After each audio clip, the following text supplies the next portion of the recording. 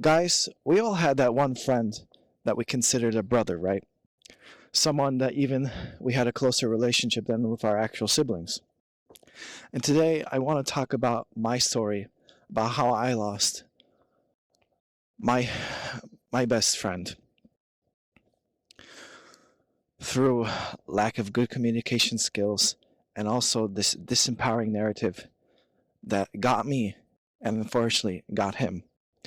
Not as a warning, but maybe as a signal if anything like this reminds you of yourself to help you wake up and to get back into your empowered state. And hi, if you're new here, I'm Cahir. I'm here to take you one step closer to self love. Now, let's call him Yusef. I've called him maybe different names in the past videos, but Yusef was his gamer tag for a long time, his username on Steam, so I think it's fitting to call him Yusef. And Yusef and I, like, we even had this nickname for each other. We called each other cousin. One, partially because in Grand Theft Auto 4, which that was our jam when it came out, like when we were in middle school. And if you know that game, Nico and Roman, Nico's the main character, and he has his cousin Roman that helps him go to the States. And he's like, cousin. But also, there was some actual familial ties for our DNA, at least we think. So, my grandfather is actually Iraqi. He passed away before I was born, but it was, it's quite rare, the Iraqi grandfather that married my Polish babcia, my Polish grandma. So, and he was Chaldean, which is a Christian minority. And guess what Yusuf is? Yusuf is Chaldean. So think about the odds, right? We actually bonded on that he was first generation Iraqi American, I was first generation Polish American. So we had this bond that, we're outsiders not really fitting in. And like many close friendships, it started in childhood. We met actually in second grade. And this is the thing, we were like thick as thieves, always playing at recess. I felt like we had a connection. Even as a kid, like I felt like, oh, there's something special about Yusuf. Then in third grade, he actually moved to California, and I was sad, but at the same time, I had this feeling, how kids are crazy intuitive, that we're gonna meet again, and I was right. He moved back to Illinois in middle school, and we became friends again. So around 8th grade, this is when my trio of friends was coming up, because before I had my toxic ex-best friend Tio, which, and in 8th grade, when our friendship with me and Theo was getting worse, and it was actually more in freshman year. Freshman year of high school, that's when we stopped being friends. Yusuf was there to really help me deal with it emotionally. And so then after Theo stopped being my best friend, he became my best friend. Mikołaj as well. So it's like me, Yusuf, and Mikołaj. But Mikołaj was American. Like, oh, I have like great grandparents from Poland and Germany. That kind of, but so Yusuf and I, like, that was like my closest friend in the whole world. I'm talking about pretty much any day that we had free, we would hang out as much as possible. Sleepovers, talking until like sometimes 7 in the morning. Very deep, personal stuff. It's hard to put into words, honestly, but if you had any friend like that, I think you know. And with my friend group, my parents kind of tolerated my friends. They liked Mikołaj as well because he was polite, but they loved Yusuf. They loved him. They even said, like, you're basically part of the family. They said that, man. And so, like, coming from my parents, that meant a lot. Also, my dad really respected him because of the connection of my Iraqi heritage, even though My dad is weird. It's like kind of tries to hide it, but still, like I think subconsciously he was respecting Yusuf a lot more. And also Yusuf was just a great person all around, like super smart, like wiser beyond his age. You know, he hardworking, and we also I felt had more like a spiritual connection. He was more, I guess, um, Christian, like because that's how he was raised, and me and my Catholicism was like, I didn't feel so connected. But and when I started going more spiritual, like woo woo, he really didn't like that. So I didn't get support from him that way. But when it came for something bigger, you know, we both believed in something bigger, and we also had connected it through that. He was also like a comedic genius, and this is the thing. He had a very, uh, let's say, um, I would say tragic backstory, because his mother passed away from cancer when he was a kid, and I can't imagine how awful that must have been for him. But despite that, he was like the funniest person I knew. He would, like as a teenagers, we'd kind of pull pranks, not pull pranks, but he would go up to like strangers and start talking to them. Or like, hanging out with him, it was always like improv. Always improv waiting to happen. I remember we pretended to be like Russian immigrants, going to in the mall, pretending we're Russian and stuff. Oh my gosh! Not to mention the countless hours we played of Halo, Call of Duty together. No, as we got older, we had dreams like, man, like we could let's go to Europe, you know, travel around, see the world. We had aspirations like that, man. But you know, things did take a more darker tone. This is what I was talking about, the mind virus, not this woke mind virus. I'm talking about this disempowering narrative that, well, consumed me, and I'm afraid I think it consumed Yusuf. So when he was, I think about 16 or 17, he got this job at Steak and Shake, and they were taking advantage of him, making him work long hours and different. Like for I think, for example, he was supposed to be someone that just cooks in the grill or something, but then they made him do like 3 other jobs for the same pay. I could tell it was affecting him. He was getting more agitated. He would lash out more, um, and also he moved physically. Like he used to live very close to me, and then he moved about an hour and a half from me, and that did affect how much we hung out. But the thing about Yusuf, he also had this all or nothing mentality.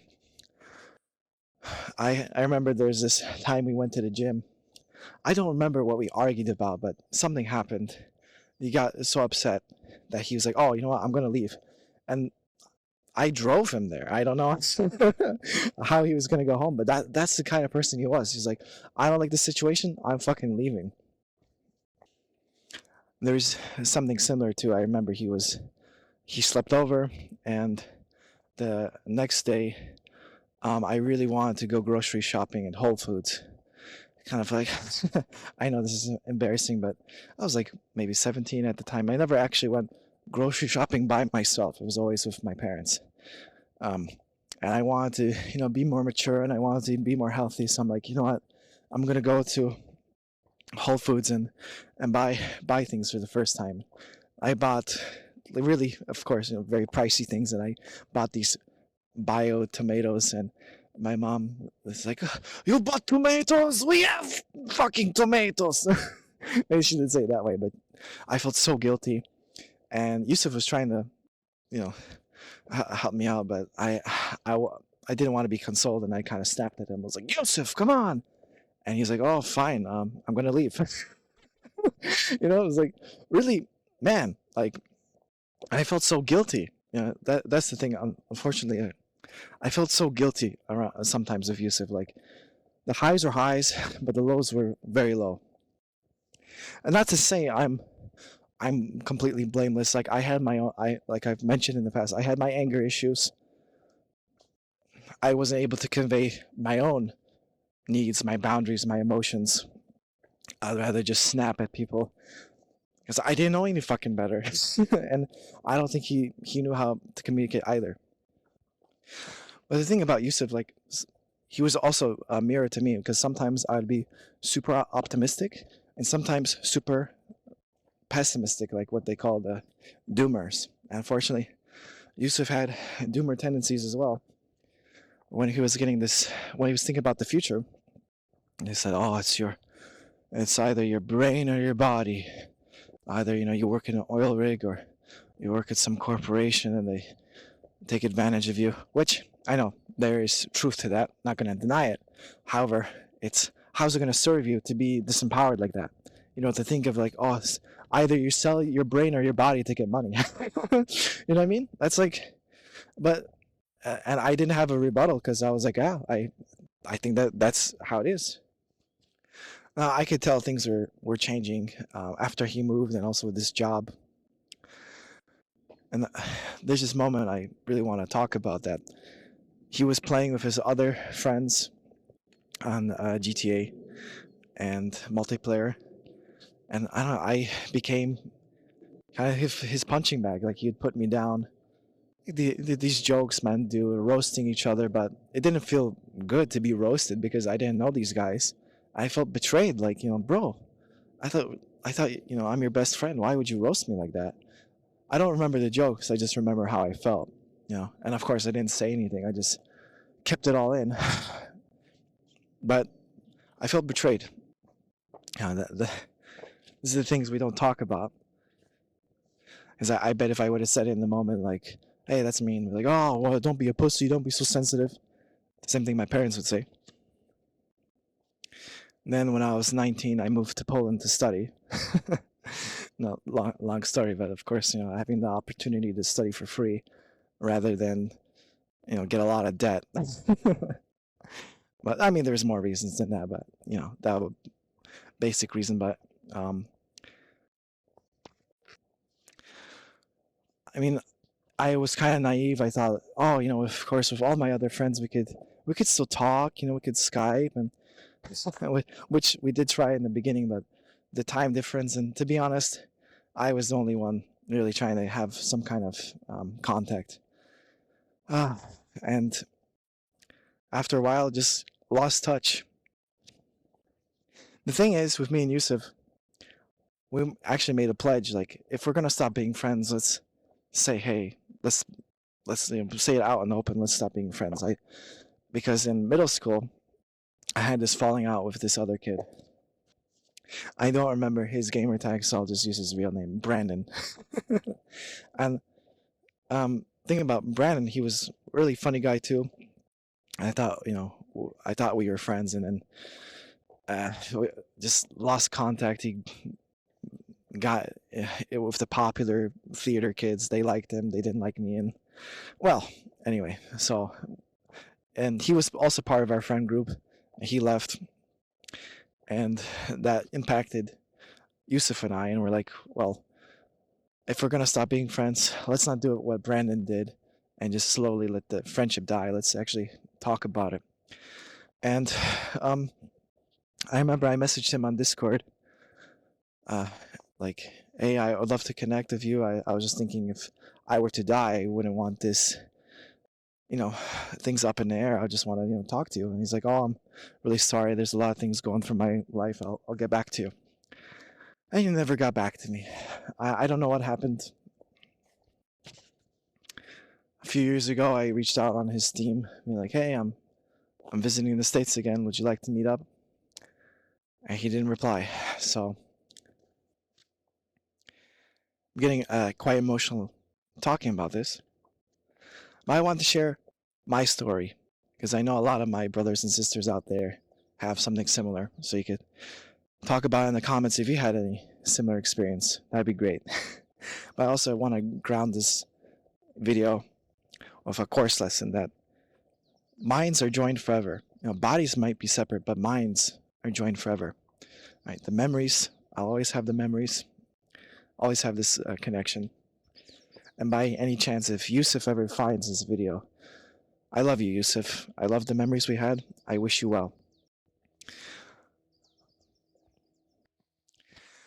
But the Course reminds us that we can use everything for the Holy Spirit. And even though this can be perceived as a quote unquote negative thing, I could look at it as a positive, as a great lesson that, to how to express myself nonviolently, express my needs nonviolently. Seeing how guilt is this useless emotion that just keeps us down, and how comparison robs us of all joy. I used to compare myself to him all the time because we were very similar, right? First generation. We even we also I say we'd even look like we were related, honestly, in my opinion. But um, just he was. I felt he was always more of a hard worker than me, more grounded. But comparing myself to him didn't serve me. All it made me was feel down about myself and not appreciate myself.